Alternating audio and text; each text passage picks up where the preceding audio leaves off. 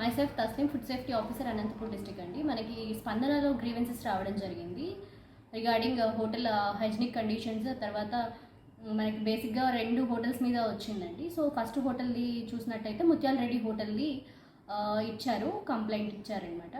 So ఆ complaint ఆధారంగా మనం సెప్టెంబర్ 2న ఇన్స్పెక్ట్ చేయడం జరిగింది. సో ముత్యాల రెడ్డి హోటల్ లైసెన్స్ ఎక్స్పైర్ అవ్వడం జరిగింది మే మంత్లో, రెన్యువల్ చేసుకోలేదు. దట్టు ఇంకోటి కిచెన్ ప్రిమిసెస్ మనం వెరిఫై చేసినట్టయితే అక్కడ చేస్తున్న ఫుడ్ హ్యాండ్లర్స్ కూడా ఎటువంటి హెయిర్ నెట్ కానీ గ్లౌజులు కానీ ధరించకపోవడము, ఇంకోటి డస్ట్బిన్స్ కూడా ఓపెన్లో పెట్టేసుకోవడము, రా మెటీరియల్స్వి బిల్స్ డిస్క్లోజ్ చేయకపోవడము, ఇంకోటి ఏంటంటే అక్కడ జరుగుతున్న డర్ట్ వాల్స్ మీద అక్యుములేట్ అయిపోవడం జరిగింది. సో అన్హైజీనిక్ కండిషన్స్ మీద నోటీస్ ఇవ్వడం జరిగింది.